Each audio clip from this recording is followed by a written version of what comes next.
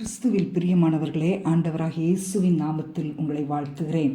Ezra 1:6 அவர்களை சுற்றிலும் குடியிருக்கிற யாவரும் அவர்கள் கைகளை திடப்படுத்தினார்கள். தேவனுடைய ஆலயத்தை கட்டுகிற வேலை வந்தபோது அதே விதமான எண்ணத்தையும் வாஞ்சையும் அபிஷேகத்தையும் பெற்றிருந்த தேவ பிள்ளைகளை கர்த்தர் எழுப்பினார். தேவனுடைய ராஜ்யத்திற்கு பொருள் உதவிகளை மற்றெல்லா விதமான உழைப்பையும் கொடுக்கத்தக்கதாக நல்ல உள்ளத்தை அவர்களுக்கு தேவன் கொடுத்து ஆசீர்வதித்தார். ஏராளமான மன உற்சாகமான காணிக்கைகளை கொடுத்ததும் அல்லாமல் சிறந்த பொருட்களை, மிருக ஜீவன்களை, பொன்னை, வெள்ளியை கொடுத்து அவர்கள் கைகளை திடப்படுத்தினார்களாம். அவர்கள் செய்த இந்த காரியங்கள் எல்லாம் தேவனுடைய ஆலயத்தை ஈஸியாக கட்டி எழுப்ப ரொம்ப உதவி பண்ணினது. அன்பான தேவனுடைய பிள்ளைகளை, இந்த நூற்றாண்டில் தேவனுடைய ஆவியை தங்களில் பெற்றிருக்கிற நல்ல மனிதர்களோடு கரம் கோர்த்து செயல்பட வேண்டியது உங்கள் ஒவ்வொருவர் மேல் விழுந்த கடமை.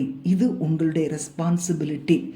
அவர்களோடு கொண்டிருக்கிற ஒரு சிறப்பான ஃப்ரெண்ட்ஷிப் உங்களால் இயன்ற ஒரு சிறப்பானதை செய்யும்படி உங்களை உற்சாகப்படுத்தி முன்னேறி செல்ல தூண்டும்.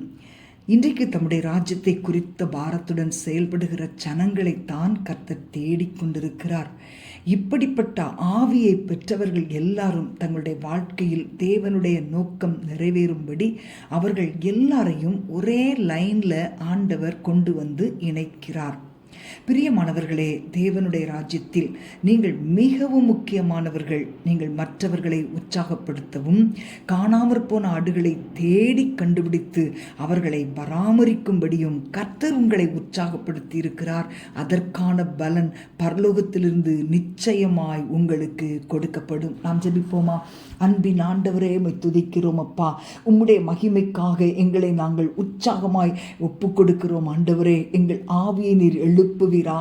உம்முடைய ஊழியத்தை செய்கிறவர்களை திடப்படுத்த எங்களை ஒப்பு கொடுக்கிறோம். ராஜ்யத்தை குறித்து பாரத்தோடு நாங்களும் குடும்பமாக செயல்பட எங்களை ஒப்பு கொடுக்கிறோம் அப்பா.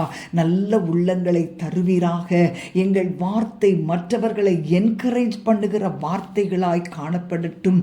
மற்றவர்களுடைய ஊழியங்களை செய்கிற மற்ற எல்லாருடைய கைகளையும் நாங்கள் திடப்படுத்த எங்களுக்கு உதவி செய்யுங்கப்பா. உம்முடைய கரத்தில் எங்களை ஒப்பு கொடுக்கிறோம்.